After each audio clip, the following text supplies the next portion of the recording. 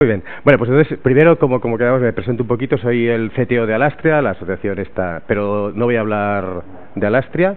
Tampoco todo lo que diga va a ser la opinión de Alastria. Esta es mi opinión personal. Porque Alastria, por su propia naturaleza, intenta ser inclusiva y hay opiniones para todos los gustos. Con lo cual, una posición oficial de Alastria sobre esto, pues que yo sepa, no existe. Cada uno tiene su opinión, ¿vale?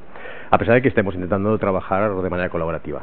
Bueno, yo antes, hasta hace un año, estaba trabajando en el Banco Santander. Cuando me fui del Santander hace un año, era el responsable de tecnología de blockchain, dentro de tecnología corporativa del Santander, del Grupo Santander. Estuve 15 años.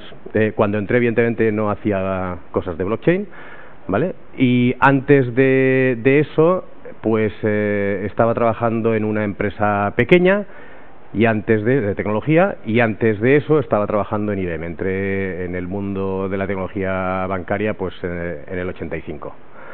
Un poquito antes que eso, pues estaba trabajando en temas de inteligencia artificial, etcétera. Evidentemente intenté aplicar redes neuronales a temas de control de robots, pero es que no había ni ordenador ni nada que se pudiera comer ese tipo de cosas, ¿vale? Entonces, pero esos son otros temas.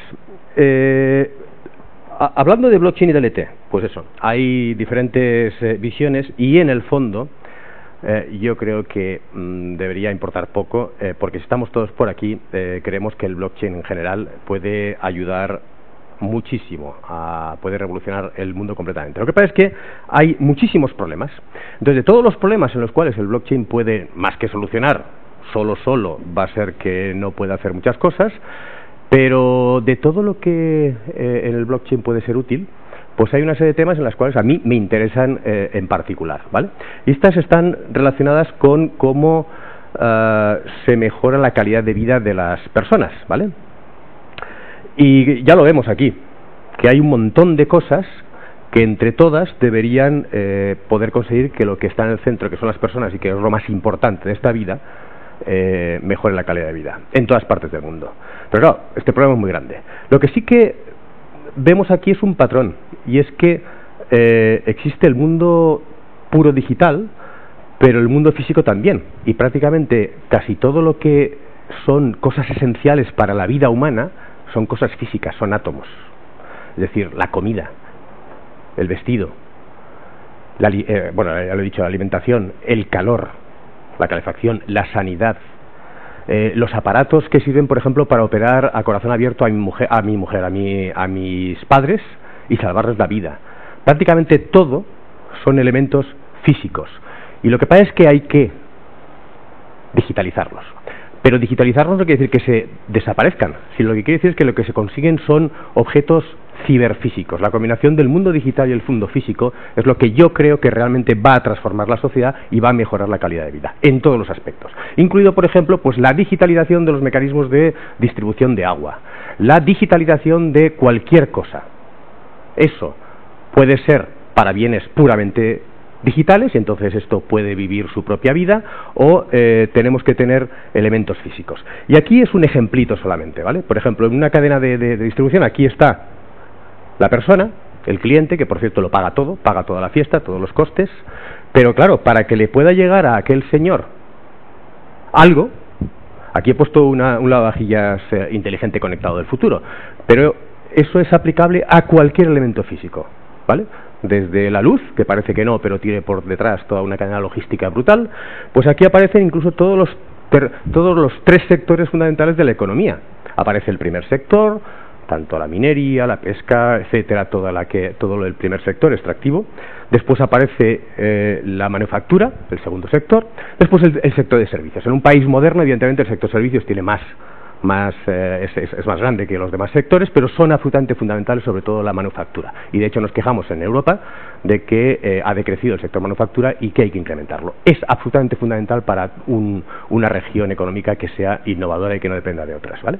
Pero claro, ahora imaginemos que hay muchas empresas que se juntaron, por ejemplo, cuando estaba yo en el banco, pues creábamos con lo que se llama blockchain, y otros no llaman blockchain, consorcios privados.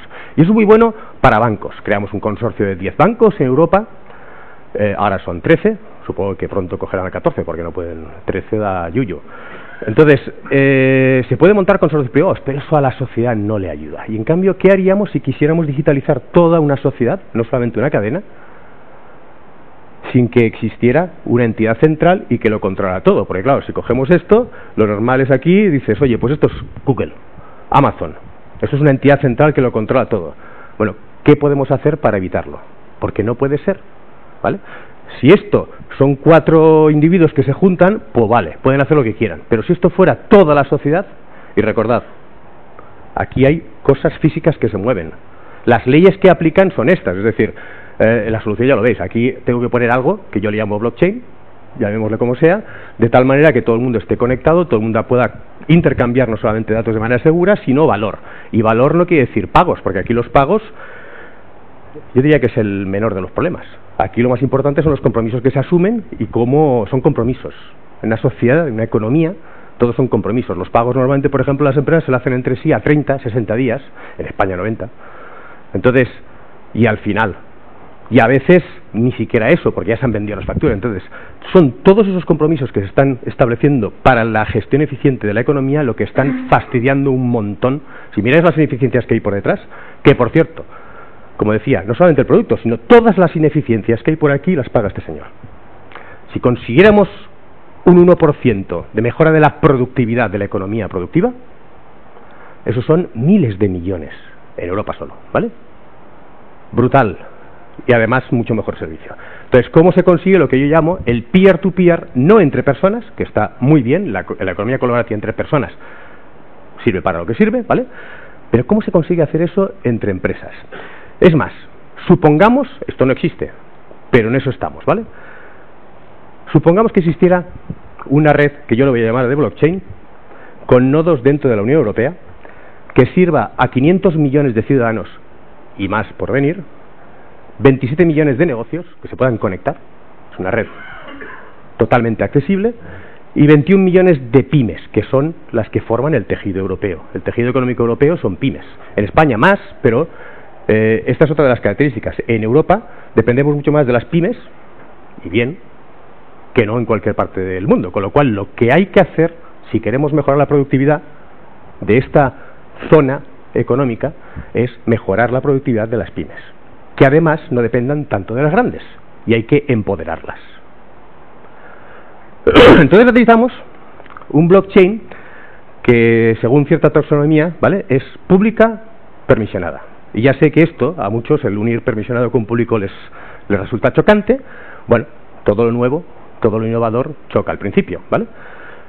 Se necesita una red de blockchain que sea más descentralizada, y más, me refiero a las públicas anónimas, más descentralizada, más inclusiva a todos los niveles, que tenga mejor rendimiento y escalabilidad, que tenga mejor protección del consumidor, porque fijaros, está al final de la cadena, y aquí quien tiene la capacidad de ejecutar nodos, de poder comprobar cosas y tener esa capacidad de no fiarse de nadie, son las empresas, los ciudadanos, la mayor parte de los ciudadanos, ¿vale? Yo podría hacerlo perfectamente, no puedo ejecutar un nodo en mi casa, pero la mayor parte de los ciudadanos no van a ser capaces de hacer eso, tiene que depender de alguien, y ahí es donde entra el Consumer Protection. Por poner un ejemplo, si la lavadora me la han instalado mal, o mejor dicho, no ha llegado, por ejemplo, un blockchain puede decir misa, lo que cuenta es la realidad. El mundo ciberfísico, las leyes se aplican al mundo físico, y la realidad es lo que manda. Si se me ha estropeado la lavadora porque el instalador lo ha hecho mal, y al cabo de un año me quejo porque resulta que ha pasado algo, el smart contract puede decir lo que quiera, lo que cuenta es la lavadora, ¿vale?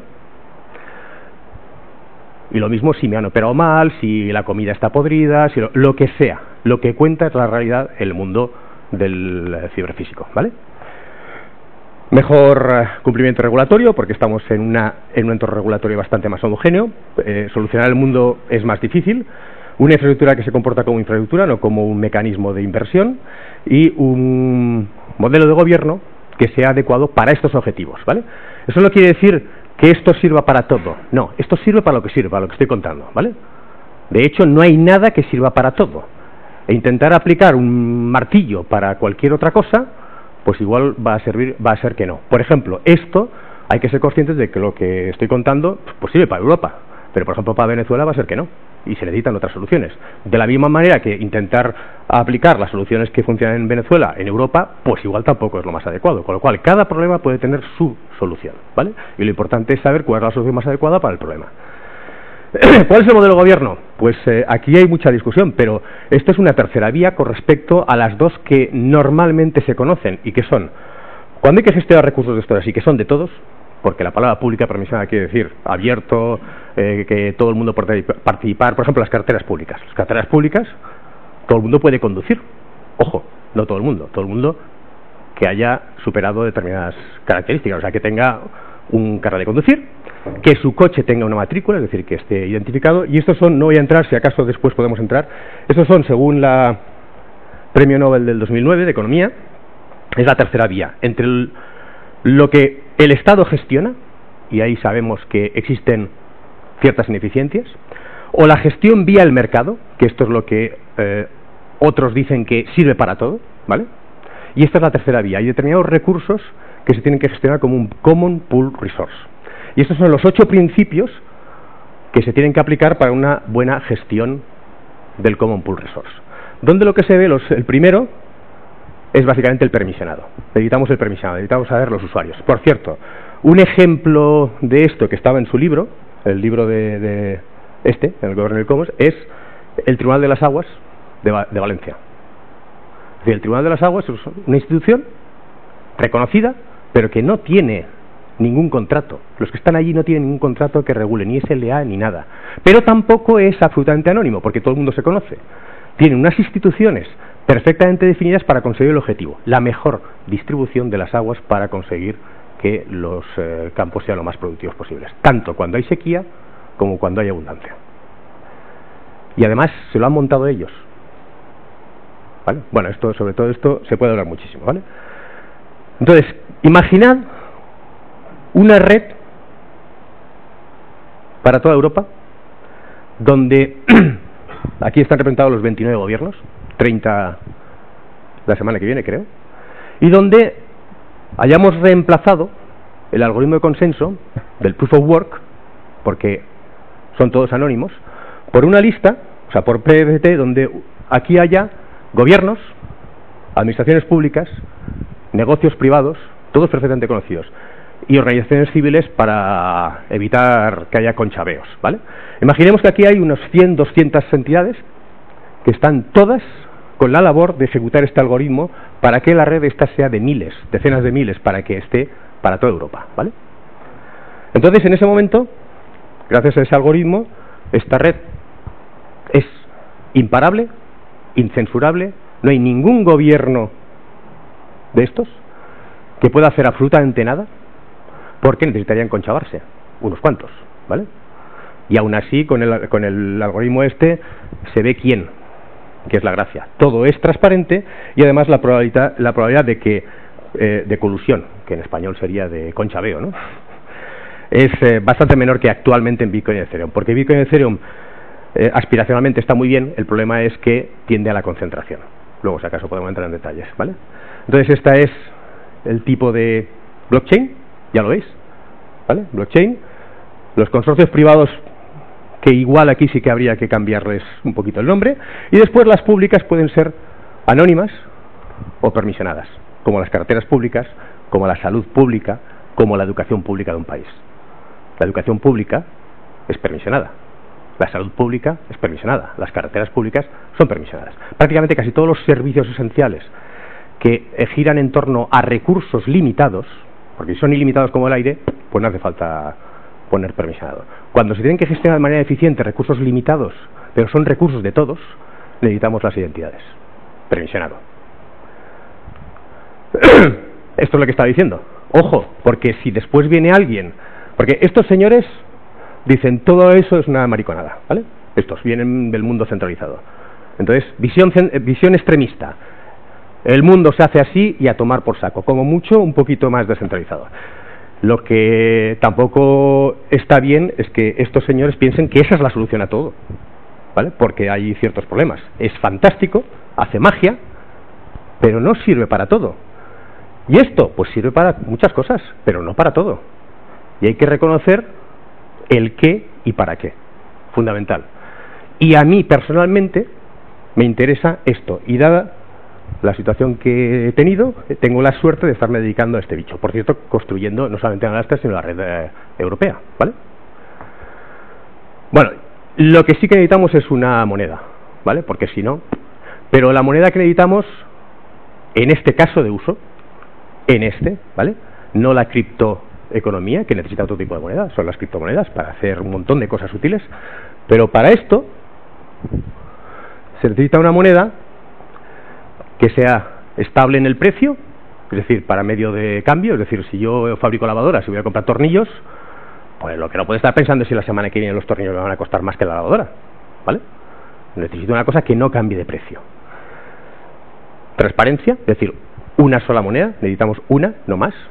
Estaría muy bien que hubiera una global, lo que pasa es que no va a pasar con tal como está yendo el mundo, ni siquiera lo de la libra, no necesitamos la libra, por cierto. De hecho, yo prefiero el Bitcoin que no la libra, pero bueno, eso es otro tema. La libra no la inglesa, o sea, me refiero a la de Facebook. Vale. Estas propiedades, protección de los consumidores, es decir, que heredar, por ejemplo, que no sea un problema. Es decir, si yo no me he guardado la clave privada en algún sitio, pues ahora, si me muero, mis herederos ya no tienen nada, ¿vale? Con el Bitcoin. Y esto necesitamos tenerlo en cuenta, porque tenemos que ser conscientes de que en un país, por ejemplo, como España o en Europa, la mayor parte de los ciudadanos necesitan esas leyes de protección, ¿vale? Que de hecho son muy duras en contra de las empresas y a favor de los ciudadanos. Pues tienen que seguir siendo así, ¿vale?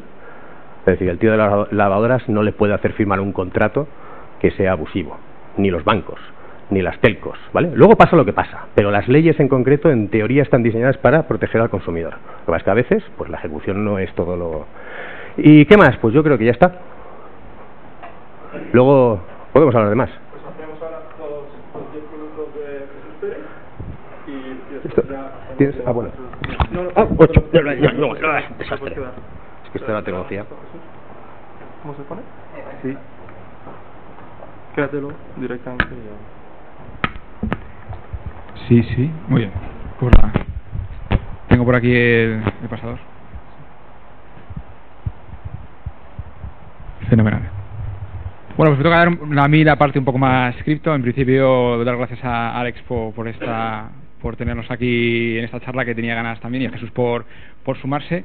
Y bueno, pues creo que es importante, para empezar un poco, hablaba Jesús de la sociedad, cómo mejora una sociedad, y yo creo que es importante entender que una sociedad mejora cuando creamos riqueza, ¿vale? Y creo que eso es realmente importante, entender cuándo estamos creando riqueza o cuándo la sociedad realmente hace algo que avanza. No sé si...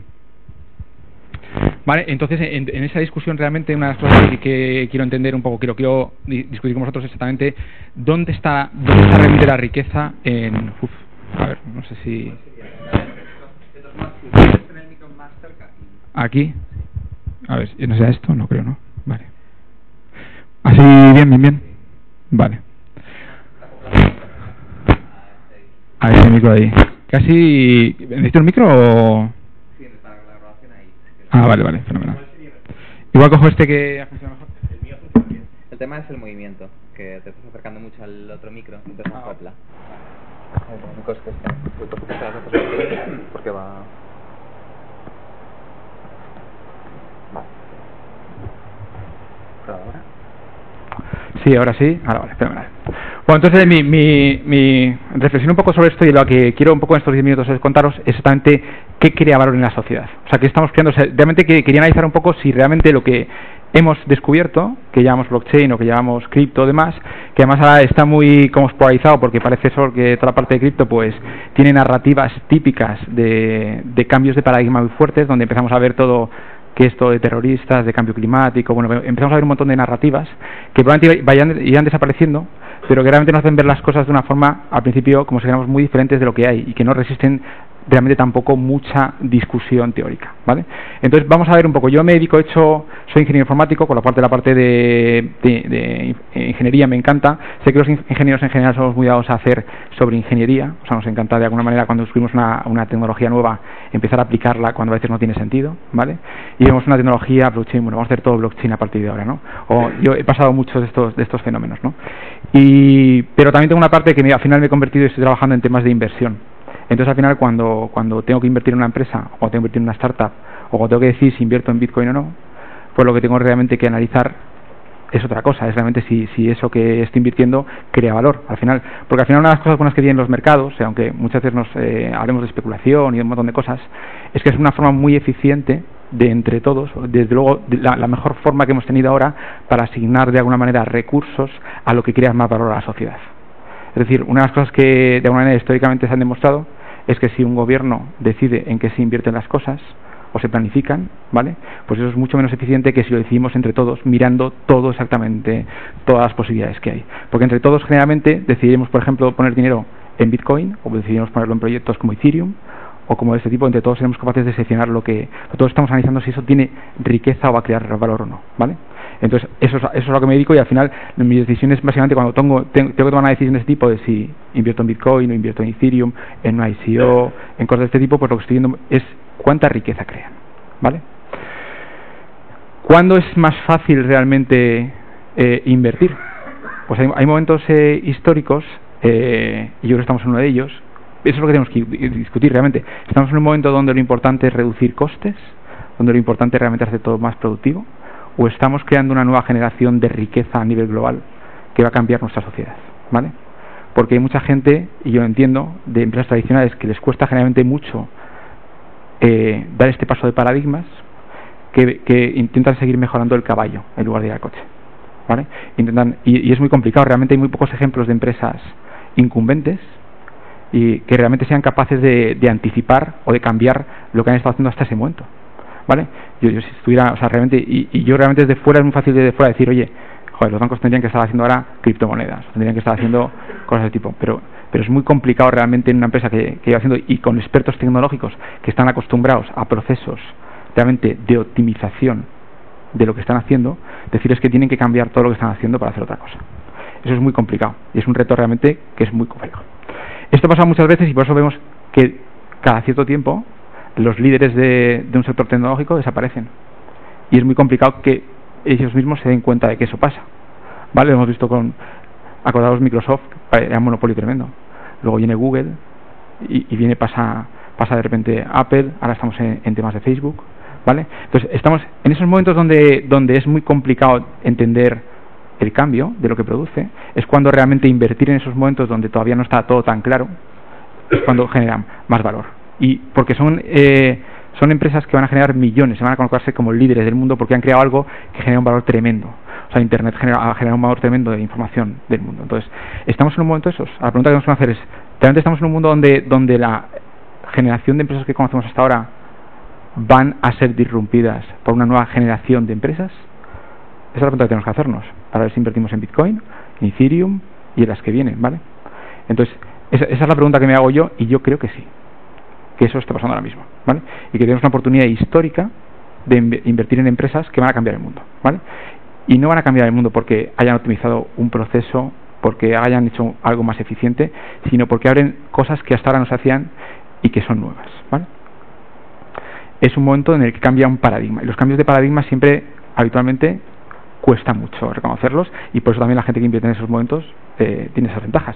Acordaros, yo ya he pasado por muchos de estos, acordaros de lo que se decía en Internet al principio. ¿Os acordáis de meter la tarjeta en Internet? El peligro que era. Que en Internet solo había porno, que había un montón de cosas. Se decía, había discursos narrativas que son las que ahora se tienen en muchos casos, ¿vale? Y que yo por lo menos he pasado ya varias de ellas, ¿vale? Y es normal porque cuando nos enfrentamos a cosas hay que enfrentarse con un poquito de escepticismo con las nuevas cosas. Pero si uno profundiza un poco, y en concreto en cripto y más, se da cuenta que realmente detrás de aquí no hay una moneda de estas de juegos de gambling, o no hay una moneda como la que había en Second Duel, sino que hay algo tecnológico mucho más potente, ¿vale? Entonces, ¿dónde surge todo esto? ¿Vale? ¿Cuándo nos damos cuenta? Bueno, pues Bitcoin realmente a día de hoy, por mucho que se le critique, realmente ha sido una revolución y es realmente lo que explica todo lo que está pasando. sea, a día de hoy realmente Bitcoin es un fenómeno que incluso creo que nadie comprende, porque realmente incluso los que pensamos en Bitcoin hemos ido teniendo diferentes versiones de Bitcoin, de lo que pensábamos al principio que podía ser a lo que va siendo y sigue siendo.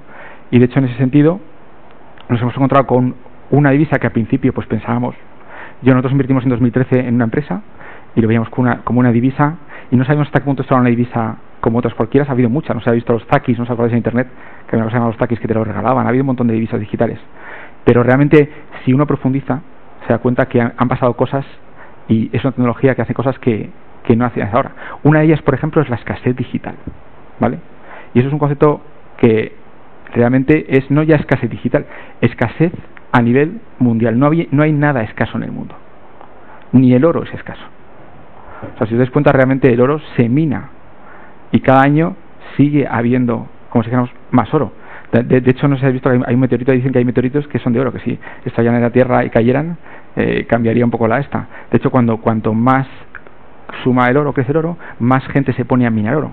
Pensar que solo hemos minado una parte de la capa de la Tierra. Con lo cual, realmente, si os dais cuenta, nunca hemos tenido nada que sea realmente escaso.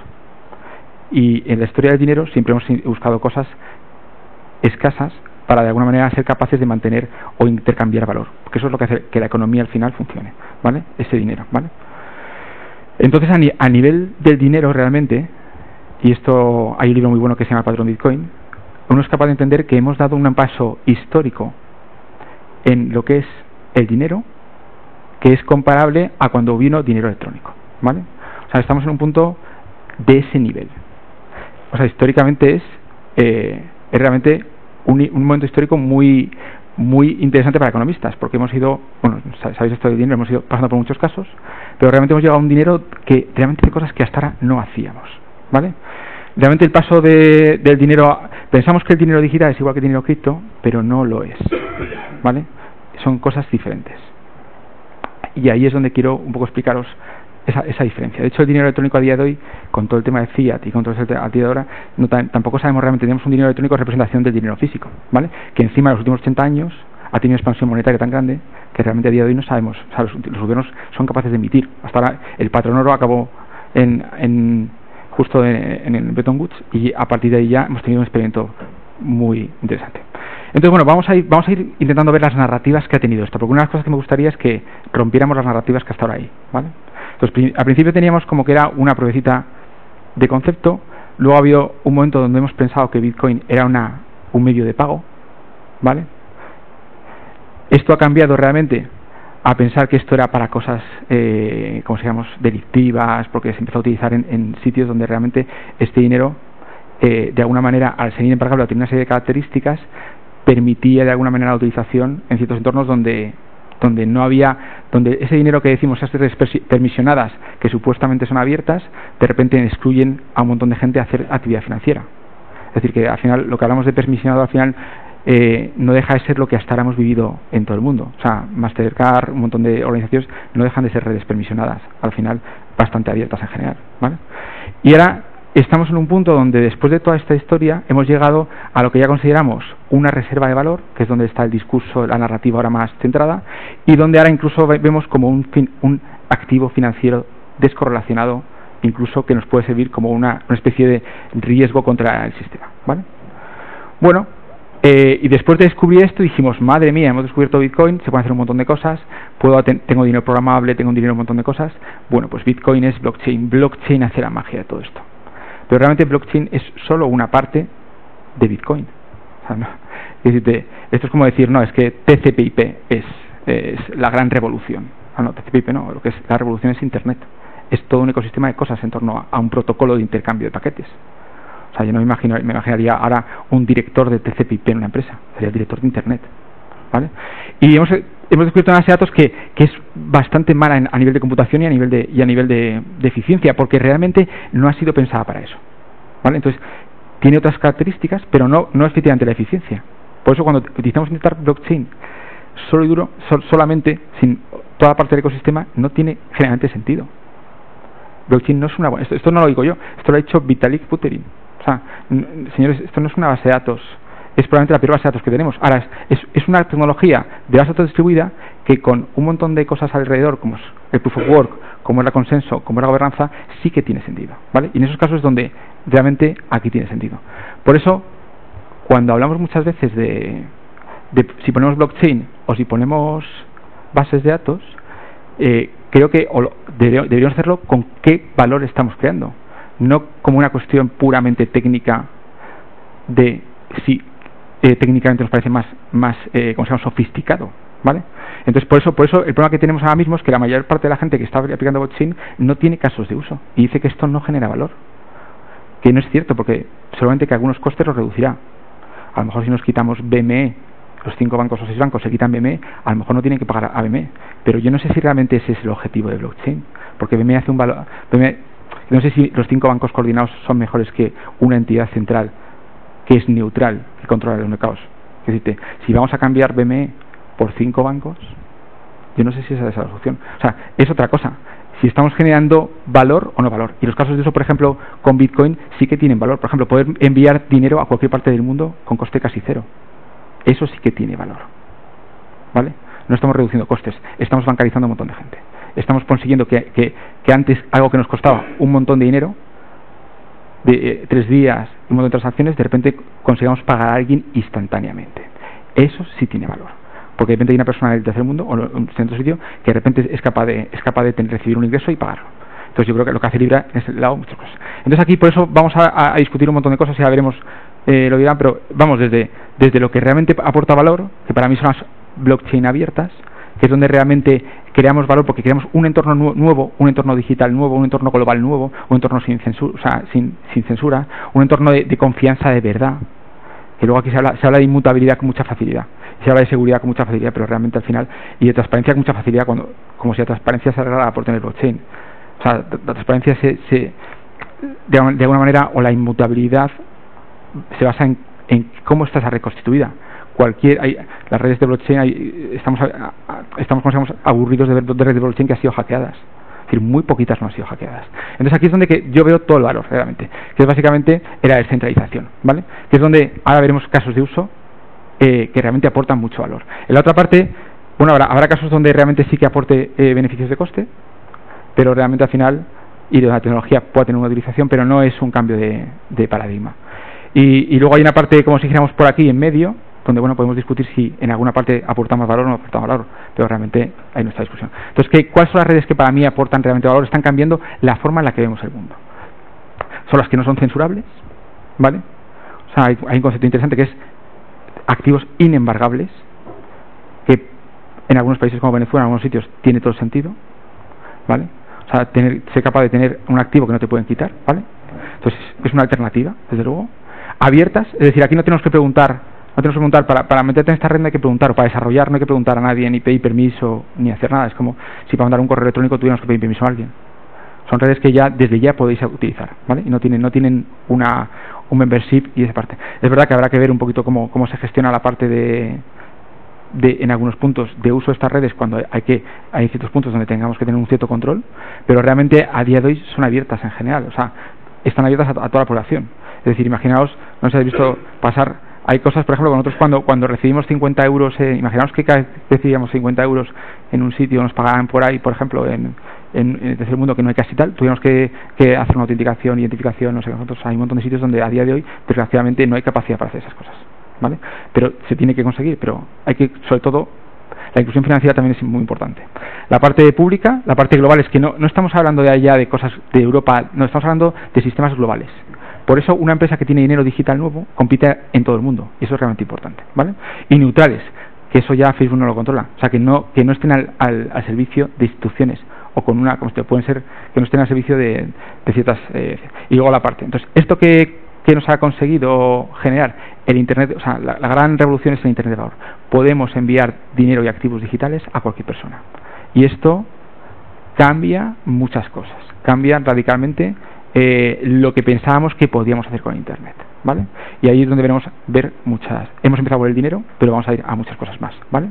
Y es lo que yo llamo criptocapitalismo, ¿vale?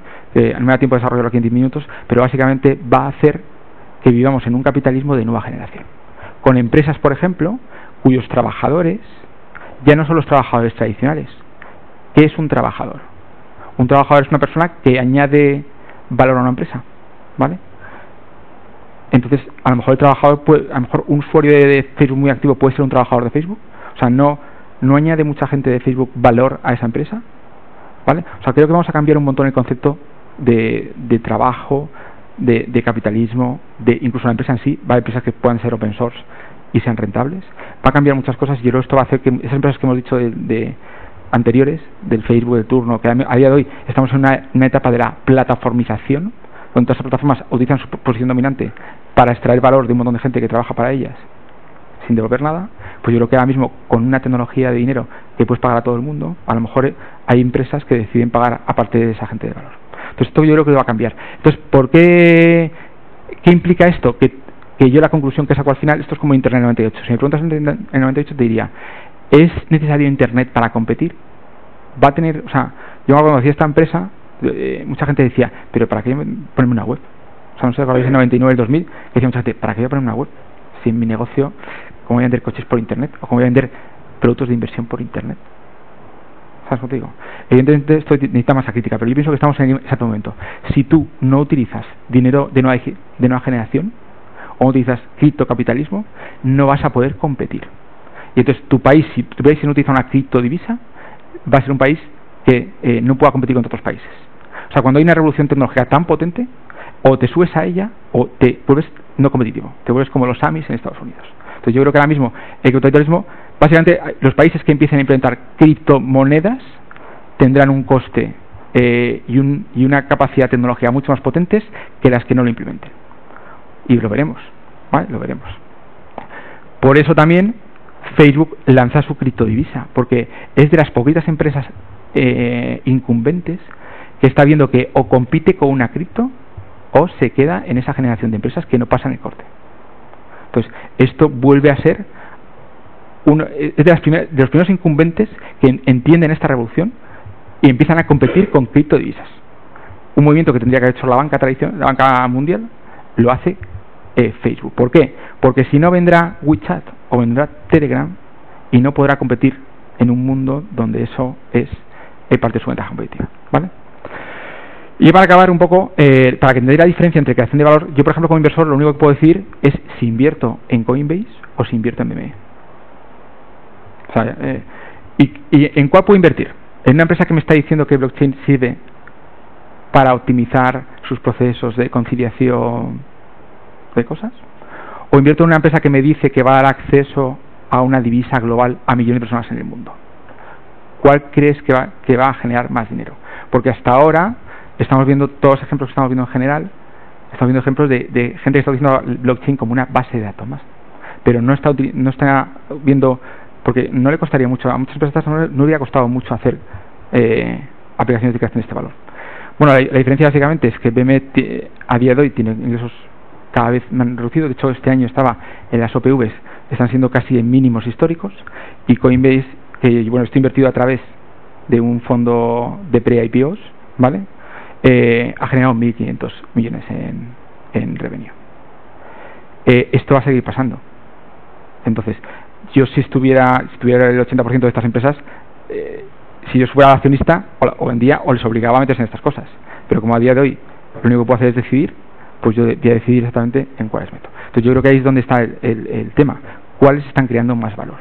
Y no puedo meterme a ver, pero os podría contar un montón de casos de creación de valor con blockchain, con blockchain de verdad, no con optimización de costes, ¿vale? Y hay empresas realmente muy potentes. Aquí tenemos alguna como Securitize, que va básicamente a conseguir que muchas empresas se financien globalmente. O sea, una empresa y una startup, por ejemplo, con el tema de ICOs, que podríamos hablar largo y tendido sobre si es un scam, si no sé qué. Nosotros hemos lanzado la primera STO, pero realmente yo la única vez que he visto a una empresa en España o una empresa en Estonia financiarse globalmente ha sido con el tema de ICOs. De hecho, Ethereum, pese a que mucho les pese, es la ICO que en ese momento fue récord histórico, con 18 millones, y que inventó los smart contracts. Entonces, no tuvo que nacer en Silicon Valley, en ningún sitio de estos. Y de hecho es la primera vez que yo puedo invertir en startups como Facebook en su inicio, estando en España. No cuando ya estaba en la bolsa y iba en 32.000 millones. ¿Vale? Entonces, bueno, Evidentemente la inversión en startups pues no es sencilla, pero ahora tenemos capacidad de poder invertir incluso en early steps.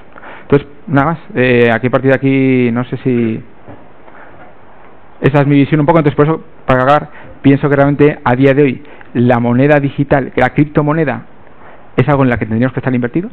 No digo que sea Bitcoin, yo todos los días, o sea, esto es como, creo que el comercio electrónico va a triunfar. ¿Quiere decir eso que tengo que meter en Amazon? Pues tendré que ir viendo cuáles son los comercios de una cesta a lo mejor de criptodivisas, pero creo que realmente eso va a cambiar tanto y es tan eficiente que creo que no estar invertido, no estar trabajando ahora mismo en ese tipo de cosas es realmente no estar donde se está creando valor. Vale, perfecto. Muchísimas gracias, Jesús. Pues nada, con esto hemos tenido las primeras dos presentaciones. Yo, si os parece, aparte de que pueda haber preguntas de quien tenga preguntas, me gustaría empezar contigo, Jesús. Voy a decir Ruiz y Pérez, porque si no... o sea, ninguno de los dos habéis tocado un poco de cuáles son las diferencias importantes entre lo que es, y vamos a utilizar o sea, un poco el vocabulario que yo utilizo, que es la diferencia entre lo que es blockchain y públicas y DLTs o semipúblicas. O sea, ¿cuáles crees tú que son las principales diferencias? Vale, entonces, tenía una diapositiva preparada, pero da igual. A ver, blockchain. El problema es que, ¿sabéis lo que son las bambas? Que las zapatillas estas de deporte, que en realidad es una marca y se ha utilizado de manera genérica para un montón de cosas. Entonces resulta que hay bambas en todas partes, ¿vale? Entonces blockchain es lo mismo, es polisémica, ¿vale? Si miramos lo que es la tecnología pura y dura, sin ninguna otra consideración, entonces, pues bueno, se puede discutir mucho, pero si miráis todos los análisis de investigadores, incluso el propio Vitalik Buterin, etcétera, lo que dice es que el blockchain, pues, o un blockchain o una arquitectura blockchain, pues está compuesta de varias cosas, en concreto de cómo se almacenan los datos, básicamente como un chain of blocks, tal como está también el papel original de Satoshi Nakamoto. Después tienes un algoritmo de consenso, que por cierto puede ser proof of work, proof of stake, puede ser proof of authority también, como Clique y otros, y el Aura, o puede ser PBFT, hay gente que confunde los dos, ¿vale? Pero a nivel tecnológico, si miráis todos los papeles de investigación, se refieren a blockchain básicamente al mecanismo de almacenamiento unido a un algoritmo de consenso, y el algoritmo de almacenamiento básicamente son bloques de transacciones unidos criptográficamente con una cadena. De hecho, incluso si lo miras, eso lo tiene hasta Hyperledger Fabric, ¿vale? Con lo cual, desde el punto de vista tecnológico, podéis decir, esto es un blockchain. Ahora, después está el tema de cómo Bitcoin fue el primer blockchain, o mejor dicho, fue el que utilizó esa chain of blocks, que luego la gente, no Satoshi Nakamoto, empezó a denominar blockchain, para abreviarlo, ¿vale? Porque era chain of blocks, pues mira, blockchain. Eso ha servido para un montón de cosas, ¿vale? Para arrancar toda la criptoeconomía. Bueno, pues entonces es lógico que haya mucha gente, entre los que no me incluyo, pero que es bastante entendible que asocie blockchain solamente a ese arranque, ¿vale? Pero de igual manera que los teléfonos comenzaron con cable, y en cambio ahora somos capaces, nadie se asombra de que llamemos a una cosa de esas tan rara comparado con los teléfonos originales, que además tenían unas cosas muy raras, ¿vale? Eso era un teléfono, ha cambiado, ha evolucionado, han quitado los cables, se han hecho otras cosas y entonces le seguimos llamando teléfono. Incluso smartphone, pero el teléfono, cuando tú le pides el teléfono a tu mujer no le pides dame tu smartphone, ¿vale? Entonces, de igual manera que ese nombre teléfono se ha generalizado conforme la tecnología ha ido evolucionando, porque cumple más o menos con el mismo objetivo, es decir, que sea una red pública, no necesariamente anónima, puede ser anónima o permisionada, como las carreteras públicas, como la salud pública, ¿vale? De hecho, como casi todo lo útil es público permisionado. Entonces, yo personalmente utilizo la palabra blockchain cuando hablo de la tecnología y del algoritmo de consenso, ¿vale? Cuando estoy hablando con la gente de Ethereum para las tripas, con la gente de Quorum, que han hecho una cosa permisionada, cuando estoy hablando con la gente de Pantheon, ¿vale? Que son clientes de Ethereum, todos los desarrolladores ahí le llaman blockchain, independientemente de que su cliente se conecte a Ethereum, que es la red pública anónima, o que sirva para montar una red privada que solamente sea útil para los cuatro, ¿vale? Entonces, yo uso blockchain para muchísimas cosas, ¿vale? Y depende del contexto, pues también sé cuándo cambiar a DLT, ¿vale? Porque si al final lo que quieres es entenderte, pues yo le llamo DLT o pulpo, me da igual. Porque lo interesante es lo que quieres conseguir. Y de hecho yo ahora mismo le estoy dedicando todos mis esfuerzos, yo ahora no estoy trabajando para nadie, Estoy porque sí, porque quiero, tengo esta suerte, con lo cual no tengo ningún interés hecho, excepto el personal, que son mucho más fuertes que los intereses profesionales, ¿vale? O empresariales, y yo estoy intentando ayudar a todos aquellos que, por ejemplo, no pueden invertir. De hecho, en España, si miráis, pues tenemos una situación muy mala, y en Europa también, ¿vale? Entonces, yo estoy más interesado en cómo se digitaliza todo el tejido productivo, y a eso le llamo blockchain, porque lo que quiero es conseguir unas características similares a las que Bitcoin tiene filosóficamente hablando, pero gestionado de otra manera. Pero eso no, para mí, no invalida el hecho del blockchain. No estoy ayudando para nada a ninguna empresa grande a hacerse más millonaria, porque no necesitan mi ayuda para nada. Pero lo que sí que necesitan mi ayuda son todas las personas que están en el tejido económico y que necesitan mejorar, ¿vale? Y para eso podemos hablar un largo y tendido de cómo creo yo que tiene que mejorar. Los privilegiados, que yo me siento un privilegiado, que son capaces de tener dinero para invertir en instrumentos de riesgo, oye, hacedme caso, yo conozco gente que ha invertido en Bitcoin y ya no necesitan trabajar, ¿vale? Pero desgraciadamente en España y en Europa hay muchas más personas que necesitan ayuda que no las que pueden invertir en instrumentos de riesgo, y no solamente en instrumentos de inversión que sean seguros, ¿vale? Pero si sois privilegiados, yo estoy con Jesús. Jesús, ¿tú quieres comentar un poco lo que... Bueno, tienes tu micro? verdad. Bueno, yo diría una cosa para empezar, que yo creo que no hay que ser un privilegiado para invertir. O sea, creo que, sinceramente, creo que todos tendríamos que tener cultura de invertir, en general, con el poquito dinero que tengamos. O sea, creo que hay una parte, como si dijéramos, que, por decirla, yo creo que la gente asume que no puede invertir, pero ahí hemos bajado tanto, como si dijéramos, la capacidad de acceder a cosas de invertir, que yo creo que ahorrar en general, no invertir, yo diría ahorrar y no perder poder adquisitivo, ¿vale? Que son dos cosas importantes. Creo que eso es importante que lo hagamos, y que tengamos un 10%, ¿sabes cómo te digo? O un 15% de nuestro capital, intentando ahorrarlo en algo que no pierda valor adquisitivo. Creo que es algo que tenemos que hacer todo, no es una cuestión de privilegio. Creo que al revés, creo que el no hacerlo nos pone en una situación justo de no privilegio. Y de hecho, lo que pasa con la industria generalmente, y eso es lo que ha pasado, es que la gente generalmente ha habido una clase, como si dijéramos, privilegiada, que ha podido invertir en activos que dan mucha rentabilidad, y gente que no tiene capacidad de hacer ese tipo de activos. Esa es la realidad. O sea, que la persona que va, por eso hay banca privada y hay banca, como si dijéramos, para la gente normal y corriente, ¿vale? Porque no hay acceso igual al tema de inversión. Yo creo que esto rompe un poco esa parte, ¿vale? Rompe un poco la parte de que podamos tener ahorros y podamos invertirlos en cosas que sean igual que profesionales, ¿vale? O sea, que esa parte, que no tengamos que ir a bolsa cuando ya nos sale el Facebook de turno o o tal, o nos ponen el Bankia, la OPV, el ahorro, y ya tengamos que invertir en esa parte, si no tenemos capacidad para invertir en esa parte. Entonces yo, por una parte esa, y luego por otra parte, ¿qué considero? A ver, yo creo que blockchain, se habla muchas veces de blockchain y se le atribuyen cosas mágicas como seguridad, ¿vale? Y blockchain no tiene seguridad.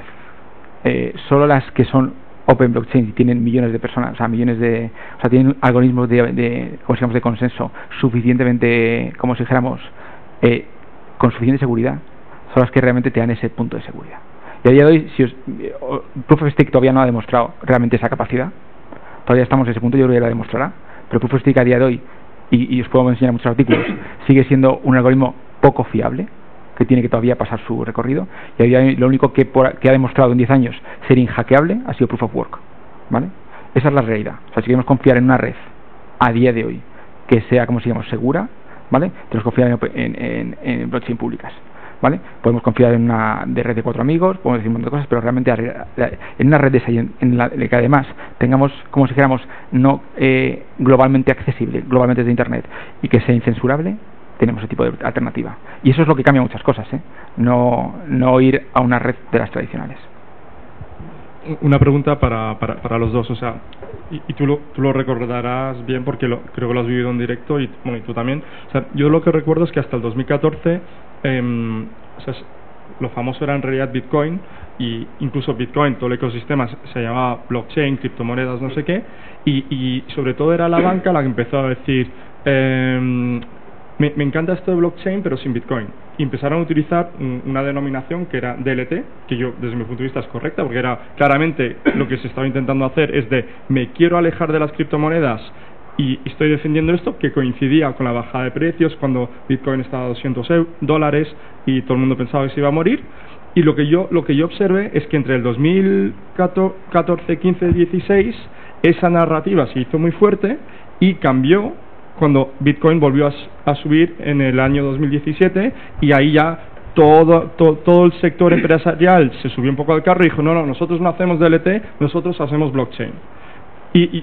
Y quiero también subrayar, que yo no tengo ningún problema con blockchain y DLT porque trabajo en ambos, trabajo con una empresa de DLT y también trabajo con temas de blockchain tal como los denomino, pero lo que no puedes hacer es como ir oportunísticamente un poco coger lo que a ti te viene bien cuando quieres, y en realidad realmente es diferente. Podemos entrar un poco más en las diferencias, pero quizás queréis comentarlo y empezar tú. Es un buen punto, sí. A ver, historia, porque cuando estaba ahí lo viví en persona, ¿vale? El Bitcoin 2009 no le hacía caso ni el apuntador, ¿vale? Y muy poquito lo sabía. De hecho, yo cuando salió no era consciente. Después empieza 2010, etcétera, empieza a crecer, vale, un experimento interesante, pero claro, llega un momento en que en el Banco Santander nos piden a unos cuantos un informe sobre el Bitcoin, ¿vale? ¿Por qué? Pues porque ya estaba diciendo un montón de gente que iba a cargarse a los bancos. Y entonces resulta que, el informe básicamente, y el que yo hice, lo tengo por ahí, todavía sigue siendo válido, porque yo creo que mi predicción es absolutamente certera a día de hoy y dentro de 10 años, ¿vale? Pero esos son otros temas. El caso es que empezó a montarse lo que tú dices. Es decir, ¿y para qué? Lo que hay por debajo es útil, ¿vale? El Bitcoin no lo sabemos, ¿vale? A pesar de que había bancos que querían sumarse, pero después vinieron departamentos de compliance, etcétera. Y entonces aparecieron, por ejemplo, cosas como Corda. Por ejemplo, de DLTs yo conozco dos, pero no me he metido mucho. Uno es Corda, ¿vale? De R3, y entonces ahí se montaron un consorcio de la leche de los bancos. Entonces dijeron, pero si no hace falta hacer todo eso para lo que nosotros queremos, es decir, las relaciones normalmente entre bancos, porque además eso se montó para bancos con bancos, punto. Ahora Corda está intentando abrirse, ¿vale? Bueno, y miras la tecnología y depende de para qué, pues puede ser bueno. Pero en aquel momento lo que hacía era una relación absolutamente bilateral. ¿Por qué? Porque normalmente, a pesar de estar en bilateral, ahí ya los bancos tienen un problema, y en general cualquier empresa.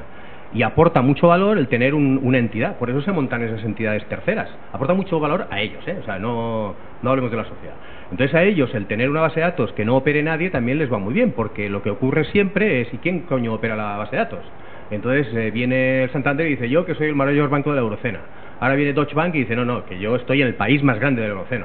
Vienen los franceses y dicen, no, que nosotros somos mucho mejores. Vienen los italianos y dicen, no os preocupéis, yo soluciono el tema. Luego vienen los nórdicos y dicen, pues oye, que yo, como no os ponéis de acuerdo, lo hago yo, pero la base de datos central. Y lo que está permitiendo ahora es montar consorcios privados de empresas energéticas con empresas energéticas, etcétera, con esas relaciones que normalmente son bilaterales. Entonces, para no perderme de la argumentación, empezaron a aparecer esos DLTs porque no tenían ni siquiera el formato de almacenamiento, no tenía nada. Y encima para diferenciarse, decía, uy, el Bitcoin es la bicha, ¿vale? Lo que ocurre es que después cambió un poco el asunto. Y por ejemplo cambió el mío. Yo cuando vi la posibilidad que tenían las redes públicas, no anónimas, sino las permisionadas, que creo que son las más potentes para la digitalización de la economía productiva de, por ejemplo, una eurozona, porque tiene que ser permisionado, es imposible. El ejemplo, por ejemplo, que hemos oído antes, un email. El email, tú no tienes que pedir permiso para enviarlo, pero evidentemente para poder enviar un email tienes que haberte apuntado al acceso a Internet, que es permisionado. Prácticamente cualquier cosa que veáis que es útil, muy útil para el ser humano, es permisionada, lo cual no quiere decir que no haya privacidad y que no haya control del recurso. Es que tiene que ser así cuando los recursos son limitados, ¿vale? Con lo cual, cuando vi eso, entonces empezó otro discurso, aunque se mezclaron, y es, necesitamos lo mismo, el mismo modelo descentralizado, modelo aspiracional de las redes públicas anónimas, pero bien hechas. Perdón, hechas de otra manera. Es decir, permisionadas, pero sin que haya ni una empresa que controle el asunto, ni un cártel de empresas, ni siquiera un gobierno debería cumplir realmente con la descentralización.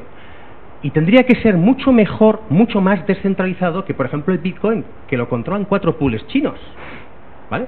Y el Proof of Work fue fantástico para darle una patada en los culos a todos los bancos y a todas las empresas. Ese es el mayor beneficio que ha hecho para la humanidad, ¿vale?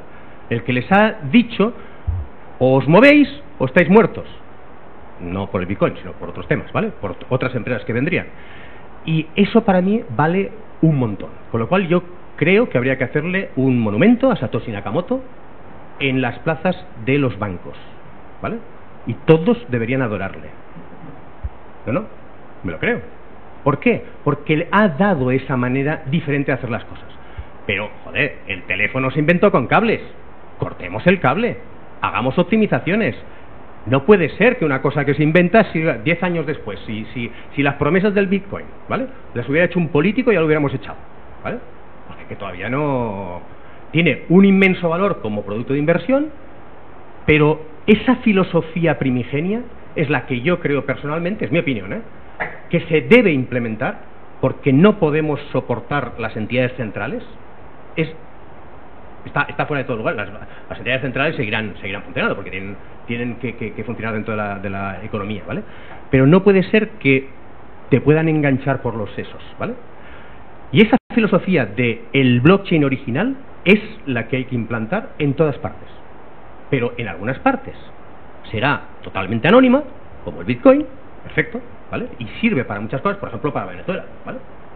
Porque la idea que yo tengo de una blockchain permisionada es absolutamente imposible en Venezuela, punto, ¿vale? Luego no sirve, luego hay que hacer otra cosa. Por ejemplo, lo que ya se está haciendo. Ahora, el intentar aplicar dentro de Europa con la misma filosofía, la misma tecnología, pues igual no, porque el martillo igual sirve para Venezuela, pero no para nosotros, ¿vale? Entonces, yo creo que ese discurso además se ha mezclado, porque esas redes más amplias, ahora es cuando dices, ¿eso es un blockchain? Yo para mí sí. Lo que monta Corda, pues sigue sin ser un blockchain, es un DLT. Después hay otros, por ejemplo, IOTA. Es que también depende del problema. O sea, lo que yo estoy ahora dedicándole todos mis esfuerzos, y fines de semana incluido, porque además he venido de vacaciones, es un blockchain, pero no sirve para el Internet de las cosas.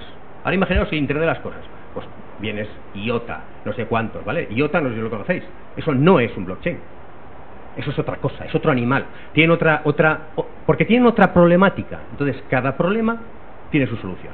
Pero lo que sí que es importante es que la filosofía de descentralización, sea como la consigas, se tiene que cumplir. Y yo personalmente creo que en el caso de ciertas transacciones económicas de cierta parte de la economía europea, es mucho mejor una red de blockchain pública permisionada que una pública anónima. Para otras cosas, las públicas anónimas. Pero la filosofía, si consigues esa descentralización, para mí a eso le llamo blockchain, porque además tiene el formato de almacenamiento es blockchain, huele a blockchain, se comporta como blockchain, sabe a blockchain, joder, y le llamo blockchain, ¿vale? Pero descentralización tiene que estar ahí. Ahora, asumir permisionado, que es control, es el error. Lo que pasa es que esto es novedoso, ¿vale? Por eso yo entiendo que haya gente que todavía no... ¿vale? Pero irá calando. ¿Y es posible que hayan cosas absolutamente privadas? Pues claro que sí, ¿vale? De hecho, la privacidad es fundamental, ¿vale?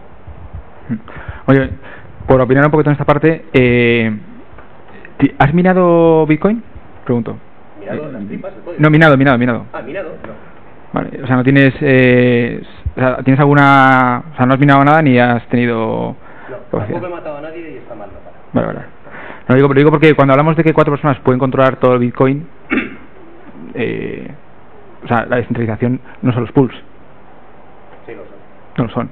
Bitcoin Cash, Bitcoin, no son los pools, básicamente porque una cosa que es más importante todavía es dónde se localizan las minerías. Y básicamente por el hecho de ser proof of work, básicamente la electricidad no puede estar centralizada en 4 sitios del mundo. Dime qué 4 sitios están centralizados porque ¿sabes lo que hacen los pools? Porque los pools realmente lo único que hacen, y yo cambio de pools todos los días, o sea, los pools realmente no tienen tanto poder. Mira, el poder de los pools ha demostrado... Aparte de todo eso, la descentralización solo está en los pools, no están también en los desarrolladores. O sea, porque de hecho tenemos Bitcoin Cash, tenemos un montón de forks, tenemos Litecoins. Es decir, o sea, ¿es tan fácil realmente controlar Bitcoin?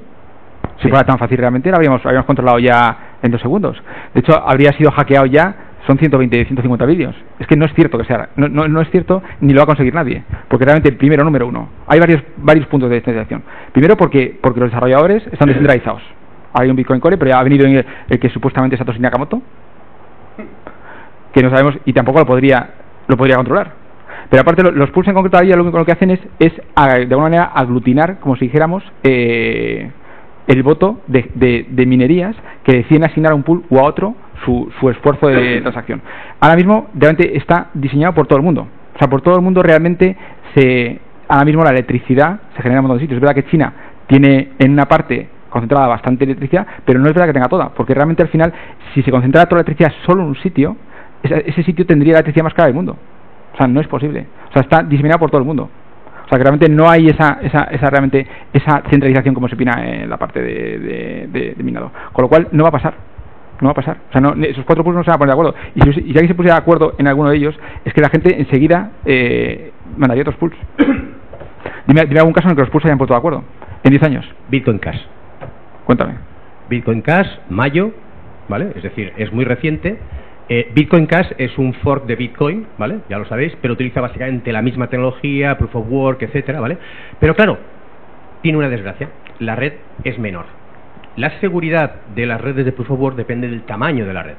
No del tamaño del número de nodos regulares, o sea, que no minan, sino de los que minan, que no tienen que conocerse entre sí. Entonces, resulta que hicieron un hard fork que tenía básicamente 2 propiedades fundamentales, pero una lo que permitía era hacer el spending de de dinero que estaba en cuenta de SegWit, ¿vale? Pero que eran, da igual, no voy a contar los temas tecnológicos, ¿vale? Pero básicamente lo que ocurrió es que 2 pools solo, pues claro, en Bitcoin no, se necesita más, pero allí 2 pools actuaron de manera, parece ser, correcta, porque detectaron a un minero que había metido transacciones que básicamente estaba robando dinero, ¿vale? Aprovechó un pequeño fallo y entonces empezó a minar.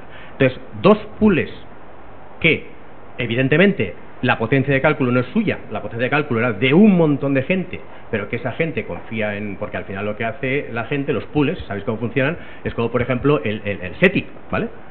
Tú pones el ordenador... con diferencias, ¿vale? Tú pones el ordenador, pero al final se consolidan todas y es el investigador principal el que decide lo que se hace. Entonces, el que decide qué bloques se minan, ¿vale? Al final, qué transacciones se colocan, no son los que participan en el pool, es el propietario del pool, ¿vale? Entonces, en este caso, de Bitcoin Cash, 2 pools que detectaron a un chorizo, sin decirlo a nadie, se pusieron de acuerdo y entonces habían 2 bloques malos, metieron 4 bloques y después empezaron a minar más. Por cierto, sumaban no el 51%, porque ya se ha demostrado que el algoritmo en realidad no necesitas el 51%, necesitas en torno a un 25% o algo así. Aún así, eso en Bitcoin, si la gente no se pone de acuerdo, es mucho. El algoritmo de Proof of Work tiene una base fundamental, el anonimato. En las redes públicas anónimas, el anonimato es lo que securiza la red. Los que minan no tienen que conocerse entre sí. El problema es que los pools se conocen entre sí. Y en el caso de Bitcoin Cash se pusieron de acuerdo 2 pools para hacer el bien.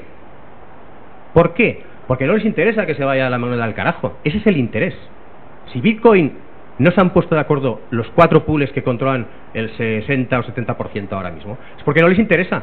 Pero si les interesara, lo habrían hecho, sin ningún problema. Porque los que minan no van cambiando continuamente. Hay gente que sí, pero en general suelen tener bastante estabilidad, ¿vale? Si miráis las estadísticas. Entonces los pools son los que deciden qué transacciones se colocan en cada bloque. Luego al final, evidentemente, si estos hacen alguna cosa mala, desaparecerán de la faz de la Tierra. Pero el mal ya lo habrán hecho, ¿vale? Porque luego ponte tú a coordinarte. Entonces, el Proof of Work ya ha demostrado además que tiende a la concentración. Por ejemplo, yo no he minado, pero conozco yo no he minado por principios, ¿vale? Ontológicos. Pero había una persona en ¿Pero qué principios, por curiosidad? Bueno, igual que yo, principios, pues yo no quiero minar, yo creo que... ¿Qué mal haces minando? ¿Qué mal haces minando, por entenderlo? ¿Mirando? No, vale, que yo mi ordenador lo utilizo para otras cosas. Ah, vale, pero... Bueno, si son ontológicos, no sabía si había alguna cuestión moral detrás de minar. Sí, también hay moral, ¿vale? Pero bueno, yo creo que no vale la pena entrar aquí. Entonces... Pues a ver, vamos. Vale. Entonces, el fin de semana había un chico al cual le estaba dando un curso en un máster, ¿vale? Y entonces él empezó a minar hace mucho tiempo. ¿Cuántos de aquí mináis? ¿Vale? Entonces, ¿cuántos tenéis Bitcoin o criptomonedas? El porcentaje de minado, ¿vale? El minado es más difícil. ¿Por qué? Porque tiende a la concentración y al final, ¿cuántos mináis pero no estáis en un pool? Vale. Es decir, tiende a la concentración. ¿Por qué?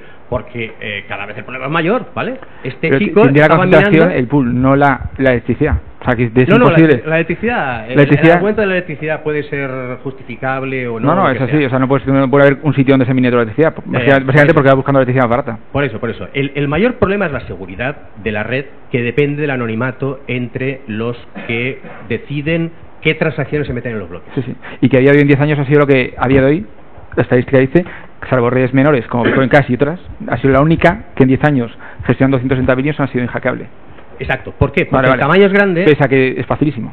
No, y además, fíjate que en Bitcoin Cash no ha sido un hackeo, ha sido un auto-hackeo. Bueno, es un hackeo, me da igual, que ha sido la única que no ha sido, pese a lo fácil que es. ¿Por qué? Porque es más pequeña. El algoritmo es el mismo, la tecnología es la misma. Luego ese algoritmo... Por supuesto, si es que al final, si miramos tú y yo, con 2 nodos es igual. Eso es. Por eso se necesita otro algoritmo, ¿vale? Por eso, por ejemplo, se está cambiando, Ethereum está cambiando al Proof of Stake también, por varias razones, por el consumo, etcétera. Lo que pasa es que el Proof of Stake, volvemos a lo mismo. Yo ya os he contado lo que me interesa. A mí los millonarios, lo siento, ¿vale? Pues oye, el Proof of Stake es stake. Tanto tienes, tanto vales. O mejor dicho, tanta probabilidad tienes. Esto es muy bueno para los que pueden. Pero eso no es inclusivo. Inclusivo en la minería. Eso no es la red para todo el mundo. Eso no puedes decidir tú este sí, este no. Fijaros que donde yo he dicho allí, ponía sociedades civiles. No puede ser. La inclusividad en la gestión, en la operación de la red, tiene que estar dentro del ADN de la red, ¿vale? Entonces, Proof of Stake, pues da igual que funcione. El principio fundamental para mí no es el idóneo para determinado tipo de redes. Para Bitcoin, no lo sé si cambiarán el Proof of Stake. Para Ethereum es posible que les vaya bien, pero para los objetivos que yo tengo, no. Pero pregunto, ¿pero qué es lo importante? ¿Que sea seguro o que sea, que estamos buscando? Porque ahora hay diferentes blockchains y seguro que el Proof of Stake, yo creo que el Proof of Stake va a avanzar bastante y en algún momento demostrará que consideramos que tendrá una seguridad suficiente como para poder creernos que el Proof of Stake tenga esa parte. Y a lo mejor el día de mañana hay un Proof of Person o Proof of otro tipo de cosas que permiten de alguna vez hacer redes que tengan otro tipo de incentivos. Pero a día de hoy una parte importante es la seguridad. O sea, decirte, porque blockchain, aunque parezca, no la permite. Y la seguridad básicamente es lo que hace que un montón de gente a día de hoy seamos capaces de intercambiar valor por internet. Igual que nos fiamos del oro, porque nos fiamos de otras cosas. Que decirte, vale, tampoco el oro lo mira nadie, lo miran 4 o 5 o tal, pero bueno, todos lo utilizamos como un elemento de, como si dijéramos. ¿Y también minar oro también es deontológicamente incorrecto? ¿El qué? Minar oro. Minar oro, yo no lo he hecho nunca ni pienso hacerlo. ¿Pero también te parecería mal? Pregunto. No. ¿Y minar Bitcoin sí? A mí no me parece mal. Bueno. Vale. Yo no lo pienso hacer nunca. Vale. Pero el hecho de que tengas una cosa que valga como dinero o que valga como activo, independientemente de lo que creen mineros o demás, permite que una sociedad intercambie valor. Y aunque parece que eso no tiene valor, mira, hablemos de que tengamos un dinero solvente en el que nos fiemos todos y no tengamos un país como Venezuela, pues pese a que eso tiene un valor. Y yo creo que el oro, el patrón oro, un montón de cosas tienen valor para una sociedad en general. O sea, ser capaz de ahorrar y poder intercambiar las cosas es lo que ha hecho que pasemos de una civilización, como se llama, agrícola, al desarrollo de creación de riqueza que tenemos ahora mismo. Bueno, perfecto, ese es un buen punto. Hablemos de dinero. Yo, como ciudadano corriente, ¿vale?, que no soy millonario, realmente, si te fijas, necesitaría 3 tipos de dinero. Uno, y si hablamos de los ciudadanos españoles, por ejemplo, imaginemos que soy un asalariado como lo era. Yo cobro la nómina y la mayor parte de mi dinero, y desgraciadamente para la mayor parte de españoles, la mayor parte de ese dinero se va en gastos de comida, luz, agua, hipoteca, no sé qué, la comida de los niños, prácticamente todo. Si miramos a los españoles, hay gente que ni siquiera llega a fin de mes con ese tipo de dinero. Entonces, yo necesito un dinero que lo que me permita es no estar acojonado, con perdón, ¿vale? Y saber que si la comida de mi niño esta semana vale tanto, el mes que viene va a ser lo mismo. Y si encima me suben el sueldo un 2%, que es la inflación, desgraciadamente, pues oye, las hamburguesas, si suben mucho tengo un problema. De hecho, la cesta de la compra tiene que ser estable. No puede ser que haya una cesta de la compra que suba mucho. Y cuando sube la electricidad un 10%, eso es un desastre. Y cuando sube la gasolina, cuando sube el pan, no veamos, ¿vale? Pero en general la cesta de la compra, que es donde se gasta los españoles la mayor parte del dinero, necesita un dinero que yo le llamo transaccional. Es decir, no puede cambiar de valor, tiene que ser un precio estable.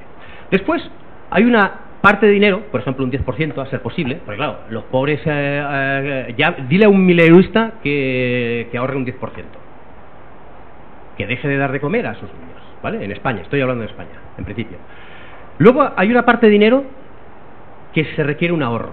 Y el instrumento hay muchos y diversos, ¿vale? Pero lo de las cuentas bancarias ahora mismo ya no, ¿vale? porque pierde el valor. Luego necesito un instrumento que se revalorice. Pero si esto es para la vejez, ¿vale?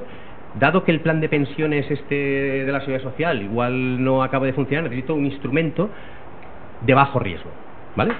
Y después, con lo que me sobra, joder, utilízalo en un instrumento más o menos de riesgo porque las ganancias son mayores, si te lo puedes permitir. Bueno, desgraciadamente en España, por cierto, un dinero como por ejemplo el oro, porque el Bitcoin yo creo que es el oro digital, o mejor, es mucho mejor que el oro digital, ¿vale? Como tú decías, porque es escaso, la escasez está intrínseca, etcétera, ¿vale? Con lo cual va a subir de precio. O sea, con las crisis yo creo que sube de precio, con lo cual como inversión a largo plazo, de hecho tenía un compañero que decía que estaría muy bien ponerlo dentro de ese plan de pensiones que digo estable, ¿vale? Al final va a subir de plazo. Había un compañero que decía, mira, yo tengo, y si al final esto no se convierte en nada, me da igual porque como los sellos, valor de coleccionista va a tener siempre. Con lo cual siempre va a tener valor seguro. Y como es un bien escaso, es como los cuadros cuando se muere el artista. Sube de valor. Pues ya está, es un buen instrumento de inversión, clarísimo. Pero claro, yo para comprar la hamburguesa o la comida, o si estoy fabricando máquinas, lo que no quiero es una moneda o una economía hiperdeflacionaria. Es decir, que si resulta que yo compro, me gasto dinero en tornillos y la lavadora la vendo un mes después, pues lo que quiero es que la lavadora la pueda vender por más dinero que los tornillos. Con lo cual, para ese tipo de economía necesito dinero transaccional. Después hay dinero como store of value. Y sobre todo dinero que pueda yo ganar mucho dinero con ello potencialmente. Pero no es de recibo que me gaste yo lo que necesito para comer. O lo que necesitaré de vejez, ¿vale? Entonces esos tres tipos de dinero son los ideales para mí, que fijaros que uno no puede ser todo, porque ese dinero que sirve para transaccionar no sirve como store of value ahora mismo, no sirve, ¿vale? No sirve como instrumento de inversión. Y si yo tengo un instrumento de inversión que va subiendo de dinero, por definición no sirve como mecanismo eficiente transaccional. Con lo cual, mi visión es que necesitamos en realidad tres tipos de dinero. Y Bitcoin para mí representa el de inversión, instrumento de inversión. Opinaría de diferentes formas. Primero, de los sellos no hablaría mucho aquí en España, porque de los sellos en general, digo, como instrumento de inversión, no lo mismo. Yo creo que son cosas muy diferentes, y de hecho aquí tenemos experiencias aparte. A ver, yo creo que olvidamos un poco la historia. Yo creo que hemos tenido 200 años, 300 años de patrón oro, donde ha habido muy poca inflación, no ha habido crisis inflacionarias brutales, no ha habido un montón de cosas, y ha habido sociedades, de hecho ha habido periodos realmente de crecimiento de riqueza brutales. De hecho se dice que en 1800 fue uno de los siglos de más creación de riqueza, y teníamos un dinero que era oro, o en su defecto patrón oro. O sea, que tampoco está tan claro, de alguna manera, que este dinero en el que perdemos valor adquisitivo continuamente sea la solución, como si dijéramos. Yo creo que evidentemente nos podemos poner a ver si... Yo creo que una sociedad que no ahorra tampoco tiene mucho futuro, la verdad, en general. Una sociedad que no tiene ahorro no puede ser más productiva, porque al final gran parte de lo que... O sea, tenemos una sociedad que pesca, y todos nos comemos los pescados todos los días, ¿vale? Y no somos capaces de ahorrar un poquito para conseguir que alguien haga una caña y consiga... que todos deberíamos ahorrar un poco para generar más. Y creo que esa es la parte creo que parte del problema que tenemos ahora mismo es que tenemos una sociedad que nos invita a gastar a tope. O sea, está basada en el crédito, en darte crédito y llegar al límite de lo que puedes. De hecho, ahora mismo hay un perfil muy interesante, que es el perfil de gente que puede gastar pero que no ahorra. Está identificado la banca. Gente con capacidad de gasto pero sin capacidad de ahorro. Y es un perfil cada vez más habitual. Entonces, luego podemos ponernos aquí a decir que nadie puede ahorrar porque no podemos llegar a pagar la comida, pero creo que la idea es que estamos generalmente, y las burbujas son de gente expuesta a crédito. Y entonces quiero decirte que yo creo que hay que intentar estar menos expuesto a crédito y más ahorrar. Y yo creo que aquí el dinero juega un papel fundamental. O sea, si os parece bien, bueno, volvamos a lo de blockchain, porque si nos metemos en la parte monetaria es otra sesión.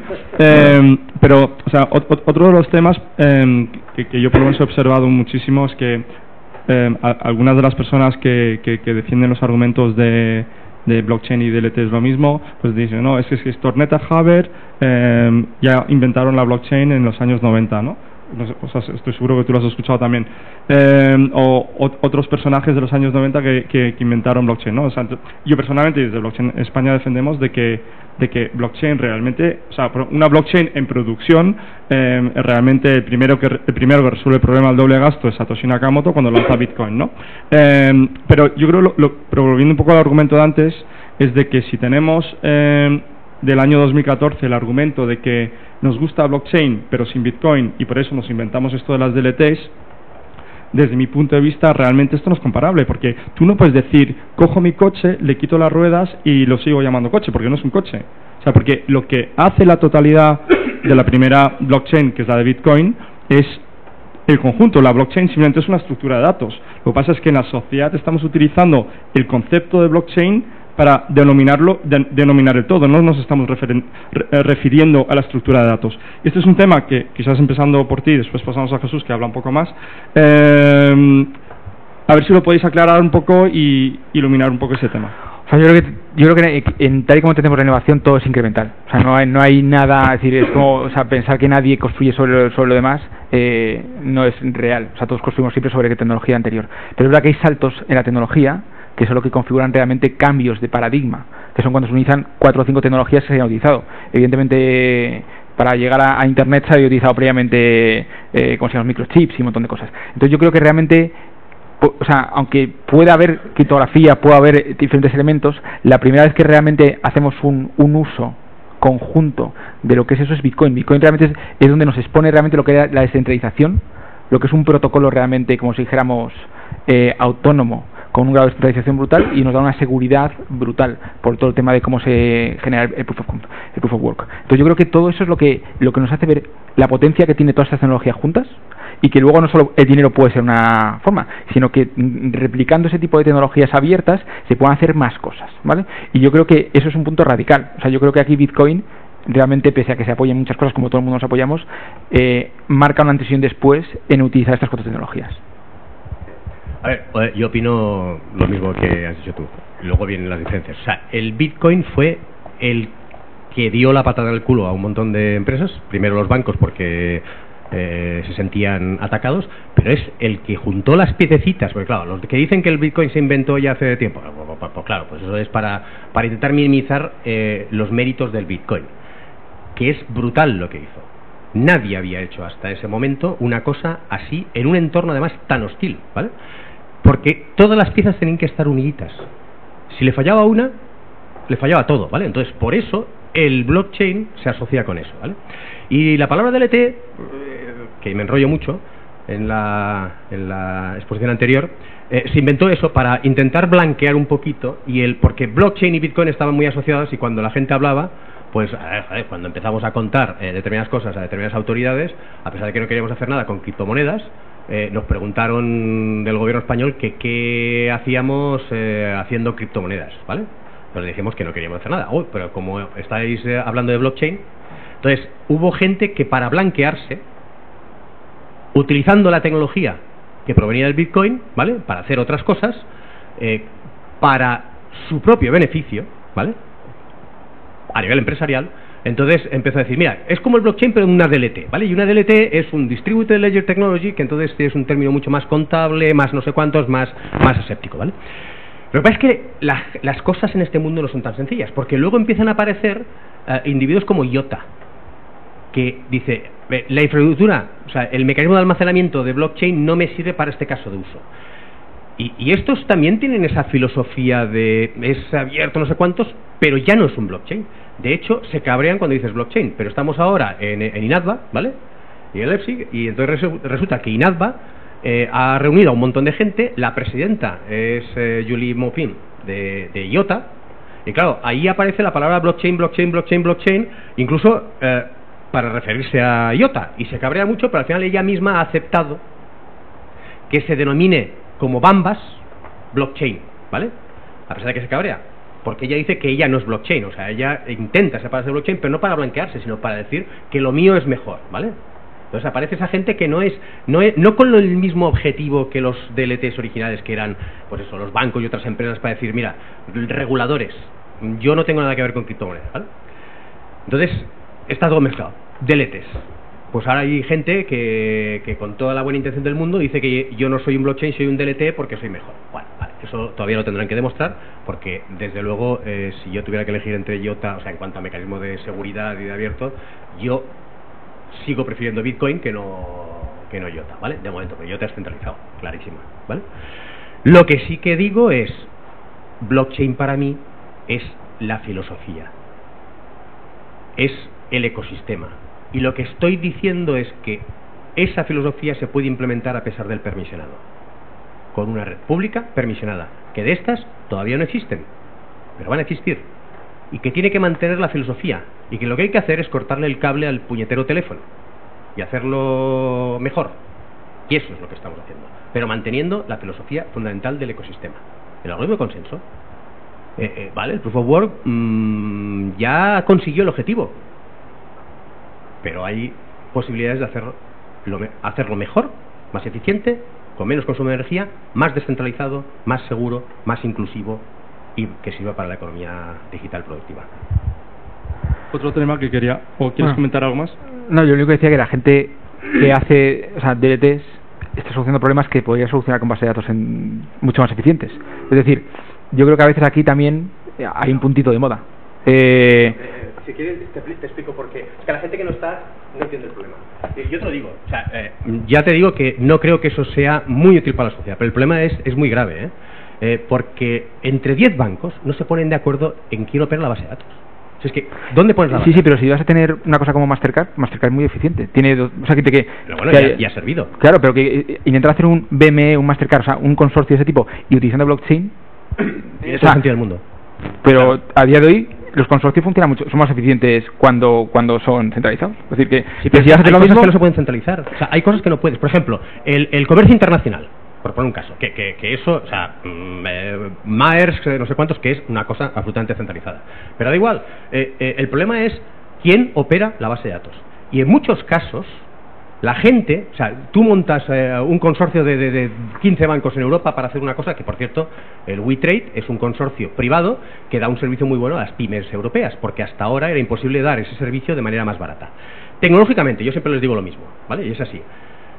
Si puedes hacer algo con una base de datos centralizado, hazla con una base de datos centralizada, no te líes con el blockchain. El problema es que muchas veces el problema no es tecnológico. No es tecnológico. Es que no es tecnológico. No es tecnológico. Es psicológico, de pérdida de soberanía, de autonomía y descentralización. ¿Cómo consigues implementar algo que parece implementado con una base de datos central sin que haya un señor operador del cual todos dependan o conectándose, manteniendo esa soberanía? Entonces, el mantenimiento de la soberanía, por ejemplo, la administración pública. La administración pública es descentralizada por natural. ¿Cómo consigues que sea eficiente, ¿vale?, sin centralizarlo? Pues claro, si lo descentralizas es un caos con la tecnología tradicional. Y la manera de eficientarlo, que se le ocurre a todo el mundo, ¿vale?, que es la manera del Estado, pues ponemos una base de datos central, todo el mundo a conectarse y todo el mundo tiene la verdad aquí. Eso es malo, porque eso centraliza. ¿Cómo descentralizas? Coordinando. Solamente hay una solución. Llámale DLT o blockchain o lo que tú quieras. Es una red descentralizada que permite dar la apariencia de base de datos central sin tener que operar una base de datos central, porque intenta poner en España una base de datos central y que se conecten todas las administraciones públicas, incluidos pueblos y... ¿Qué van a decir? Es imposible. En Europa. Bueno, hay muchas bases de datos distribuidas que se podrían utilizar como tecnología, pero bueno. Esta es la mejor que yo conozco en los últimos 35 años. Esa está pensada también para que haya un montón de gente atacándola. O sea, hay un montón de cosas que están pensadas en un entorno que no se va a producir en un consorcio. No hay ninguna base de datos no creo que tan lenta pero tan segura. O sea, es lenta. Luego claro, pero que está pensado en un entorno hostil. Es decir, claro, pero que si vamos a hacer 5 bancos en los que nos llevamos bien, no hace falta ser tan hostiles. Sí, pero cuando pasas de 5 a 10 y ahora 20, ya no sé cuántos, y ahora intentas digitalizar todo el mercado único europeo, pero con un rendimiento apropiado y además, por cierto, las empresas de anonimato nada. Las empresas, todas las transacciones, ¿vale?, las tienen que declarar. Claro. Todas las empresas tienen una identidad pública. Y por cierto, los servicios, los ciudadanos, ¿vale?, si no queremos obligarles a ejecutar nodos de esa red, van a tener que acceder vía las empresas. Luego, la única manera de conseguir esa transparencia es que las transacciones estén en el blockchain. Que Hacienda, ¿vale?, por cierto, el dinero que cobra Hacienda, vale, podemos pensar que existe la corrupción y lo que sea, pero eso en teoría es para la sociedad, ¿vale? Y lo que tenemos que conseguir es que no se lo queden, claro, que no haya corrupción. Hay que eliminar la corrupción de la administración pública. Hay que conseguir esa administración pública cercana a los ciudadanos, descentralizada, pero coordinada y eficiente, porque si no, se nos van miles de millones en chorradas que están por ahí, ¿vale? Pues perdón. No sé si hay aquí alguien. Otro tema que quería tocar con vosotros y a ver qué opináis, dos cosas más, y después si hay alguna pregunta también preguntas. O sea, yo lo que he observado, y Alastria ha sido un ejemplo claro de eso, donde ha habido una tendencia clara de denominar un poco todo lo que es el ecosistema blockchain, criptomonedas, bitcoin, como estos son los narcotraficantes criminales, son los malos, y a veces me pregunto, ¿es por el miedo que tiene el sistema, el status quo, como tú decías antes, de, oye, esto de bitcoin quiere eliminar a la banca? Como nos quieren eliminar, vamos a intentar demonizar un poco todo esto. Y por otra parte, también he observado, es verdad que todo ese movimiento blockchain cripto también es un poco muy anti-establishment muchas veces, de vamos a cargarnos ese establishment corrupto que corroe la sociedad y nosotros vamos a resolver todos los problemas de la sociedad con la descentralización. No defiendo de que ninguna de esos dos extremos sea verdad, pero sí que he observado en ambos bandos, si queremos definirlo así, un poco esa tendencia. Empezamos por Jesús. Aquí. Vale, yo diría, a nivel de datos, es muy divertido mirar temas de money laundering y toda esta parte, y AML, porque toda la gente que dice esto al final no ha visto ningún dato de este tipo. Entonces, no sé si habéis visto, hay varios informes de tema de money laundering. Hay uno en concreto de Elliptic, una de las empresas que se dedica más a temas de seguridad, que dice que menos del 1% del supuestamente dinero intercambiado o valor intercambiado en Bitcoin podría preceder de condiciones ilícitas. Habría que ver exactamente cuánto de ese porcentaje habría en otros países y en otro tipo de cosas. O sea, realmente la estadística no lo renueva. De hecho, se dice que a día de hoy, a nivel de actividades ilícitas, hay casi 2 trillions. Es un 3% del GDP global, ¿sabes? Y pensar que Bitcoin tiene algo que ver con eso, cuando realmente la estadística dice, creo que el último informe había uno del 2009, que no llegaba ni a 1,2, creo que era a 1 billón, estamos hablando de casi 2 trillions, y de ese 1 billón era un hacking que se había hecho de algún exchanger que le habían quitado dinero, que además está todo hackeado, está todo traceado, porque además una de las cosas buenas es que ahora se empieza a distinguir entre Bitcoin limpio y Bitcoin falso. Es decir, no habéis visto que hay cada 2 por 3 noticias de gente que realmente la detienen por temas de corrupción que se detectan a través de Bitcoin. De hecho, Europol está trabajando con empresas de este tipo, y de hecho incluso ese tipo de cosas sirven de prueba condenatoria para este tipo de cosas. O sea, en un wallet, demostrar que un wallet lo ha utilizado alguien, con lo cual al final hay un montón de narrativa en este sentido que no se sostiene de ninguna manera. Evidentemente, cualquier tecnología nueva y que es muy disruptiva, pues la primera que utilizan son gente que intenta evadir, pero yo desde luego, si fuera alguien que intentara blanquear, no sé si Bitcoin desde luego sería mi lugar, y quizá sería más útil acabar con el cash o acabar con la compra de vivienda, de casas con cash, o con paraísos fiscales que están todos organizados. O sea, que no creo que esto es como el cambio climático también, que parece que Bitcoin va a acabar con el mundo. Nadie se plantea, por ejemplo, que el minado de oro, por poneros un ejemplo, es casi 10 veces más, consume mucho más. Solo el minado, ya no digo el transporte, el minado de oro consume más energía que Bitcoin, que además encima actúa como último comprador de energía. Es decir, de hecho, el 50% de parte del minado, que está en un sitio que se llama Xinjiang en China, tiene un 90% de penetración de renovables. Es decir, aquí hay un montón de narrativas que es muy divertido discutir, pero que realmente resisten poco la estadística y los datos. Estoy de acuerdo, está como los extremos, ¿vale? Yo también lo mencioné antes, y los argumentos de cualquier extremo me da igual, es que ya no vale la pena ni escucharlos, porque si está en un extremo ya sabes que va a ser mentira, ¿vale? Y lo que hay que hacer es intentar reconciliar. Entonces, existe eso, por ejemplo, yo también lo he oído, de que intentan asociar muchos ahora luego a tu pregunta, ¿vale? El crimen y los fraudes, no sé cuántos, con el Bitcoin, ¿vale? Ahora, ¿cómo es posible? O sea, Bitcoin, 3-4 transacciones por segundo a nivel mundial es imposible, no es sistémico, no puede acaparar todo el fraude. Hay mucho más fraude y mucho más corrupción fuera del Bitcoin que dentro. Lo que pasa es que no sé qué pasaría si Bitcoin, en vez de 3 transacciones por segundo, se hicieran todas las transacciones económicas del mundo ahí en Bitcoin. Igual entonces el consumo energético cambia un poquito, ¿vale? Con lo cual, el asumir que el consumo energético de Bitcoin a nivel global es comparable con el consumo energético incluso de las monedas normales, es que estamos comparando peras con olmos, ¿vale? Y entonces, pero hay muchos argumentos de esos que automáticamente, entonces, por exagerados, se autoinvalidan, ¿vale? Volviendo a Alastria, ¿esto se está grabando? ¿Va a salir público? Es que entonces, bueno, a ver, da igual, es mi opinión personal, ¿vale? Esa sensación que tú tienes igual es demasiado exagerada, pero es cierta, ¿vale? Y eso habría que intentar solucionarlo de alguna manera.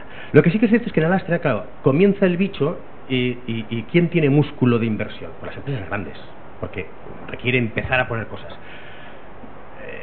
Filosóficamente hablando, se requiere que las grandes arrastren a las pequeñas, porque las pequeñas, excepto algunas, en España, están muy fastidiadas y dedicadas a sobrevivir, con lo cual una cosa que no va a ser útil al cabo de unos cuantos años, pues si no tienes unos rendimientos dentro de poco, pues hay muchas empresas, muchísimas en España, que hay 1.200.000 empresas. Lo que pasa es que 1.200.000 empresas de verdad no tantas, pero hay muchísimas. El tejido de las pymes en España necesita mucha ayuda, ¿vale?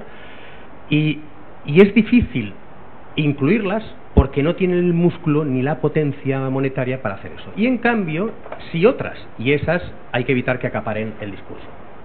Y ese discurso, yo te lo reconozco, no tan exagerado, ¿vale? Y después está el otro extremo. Entonces yo ahora intentaría diseñar algún mecanismo, por cierto, no sé por qué me presenté a la Junta de Alastria, porque es más trabajo todavía, si ya no dormía por las noches, ahora menos, pero una cosa que habría de conseguir, ¿vale?, es cómo gente que no puede tener tanta dedicación como para estar en determinados órganos, sí que tiene voz, y estamos pensando en alguna cosa de algún órgano asesor, alguna cosa donde se pueda participar sin tanto compromiso, ¿vale?, de recursos, pero que sea escuchado el discurso, porque la única manera de enriquecerse es tesis, antítesis, síntesis. Sí. Es la única manera. Y una cosa que aquí hablaría desde la parte, como decíamos, más anti, que yo no soy nada antisistema, o sea, yo soy al revés, yo soy muy, te diría, casi más sistemático, o sea, soy más de competencia, o sea, de generar riqueza para la sociedad. Yo creo que la banca no tiene por qué desaparecer con Bitcoin. O sea, creo que tiene que cumplir su función en Bitcoin. Lo que no nos puede cobrar es por cosas que no tienen sentido. Pero igual que ha hecho otros sectores donde van cobrando por cosas que... Entonces, por supuesto, la banca tiene que seguir. Yo tendría que tener el valor de hacer cosas que ahora no está haciendo. Y que tendría que quitarse, como se llama, esa parte e intentar añadir valor donde pueda añadirlo, y en cosas que sabemos que marginalmente acabarán no habiendo valor, pues asumir que en esa parte pues de alguna manera va a tener que ir perdiendo esa parte, pero porque igual que ahora no nos cobran por el fijo, pues no nos cobran por cosas que hay una parte transaccional que desgraciadamente pues no ofrece tanto, o sea, la tecnología da un coste cero, pero sigue teniendo mucha inteligencia financiera que poner sobre esta red.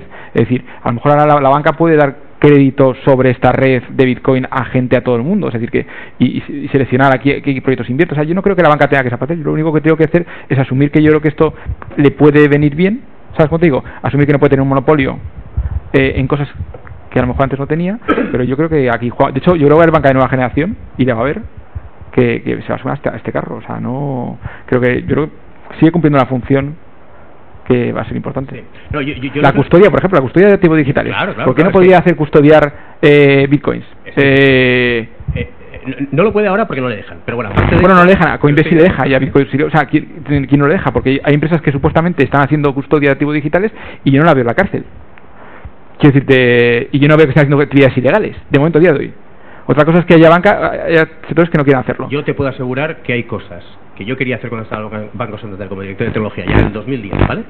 Y incluso dentro del propio banco, ¿vale?, habían entidades que sí que podían hacer una cosa y otras que no, dependiendo del tamaño, el riesgo sistémico, no sé cuánto. Es un tema muy grande. Pero ahora sí yo creo que va a llegar. Pero yo lo generalizaría, no es Bitcoin.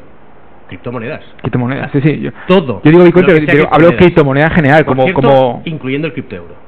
Porque cada una sirve para su cosa.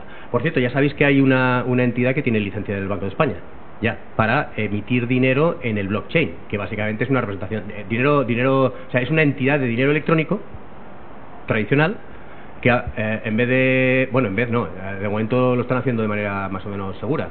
Tienen saldos representados en Oracle, no sé qué base de datos utilizan, ¿vale?, pero seguramente Oracle, y además en el blockchain.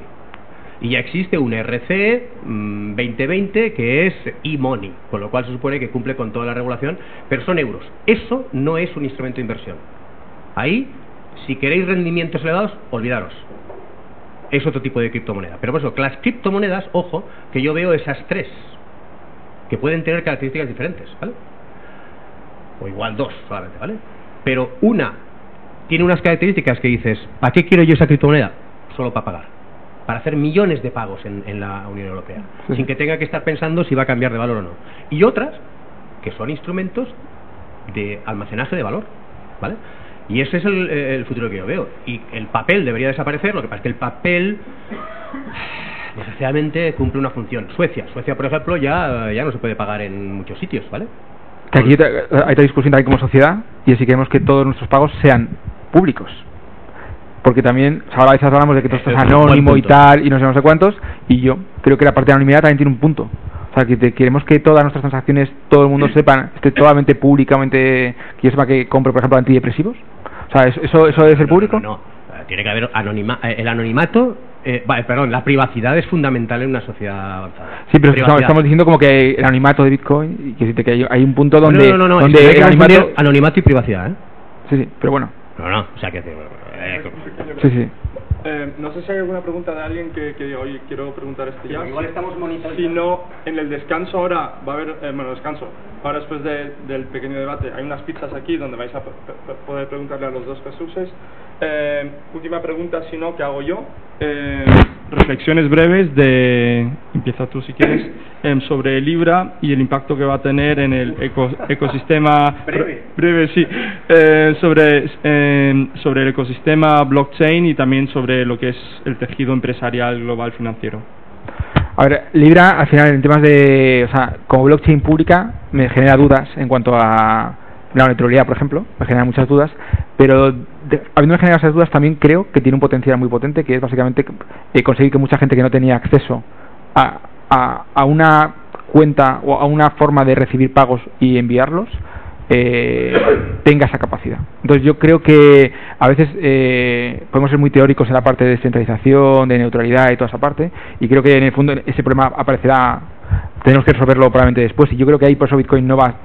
Probablemente esto yo creo que va a beneficiar a Bitcoin porque es una divisa en ese sentido mucho más justa, pero creo que a día de hoy soluciona muchos problemas de mucha gente que a día de hoy no tiene acceso a que alguien le pague o a pagar, y creo que eso para mí es un avance para un montón de sitios y para 1 billón de personas que tienen ahora mismo móvil y que no tienen capacidad de financiar. Entonces creo que esa parte la veo positiva, pero creo que va a haber que tiene muchos riesgos y que habrá que solucionarlos, pero que hay que ir paso a paso. Sí, yo tengo el corazón partido, pero también hay que reconocer que tú te puedes leer un white paper, no sé cuántos, y después tener tu opinión, y entonces vete a saber cómo evoluciona el asunto, ¿vale? Pero sí, estoy de acuerdo. Libra, yo creo que prefiero el Bitcoin y el criptoeuro, porque son dos monedas con diferentes características, pero es cierto, en algunos países algo que deberían haber hecho los gobiernos y el sistema financiero, más las telcos.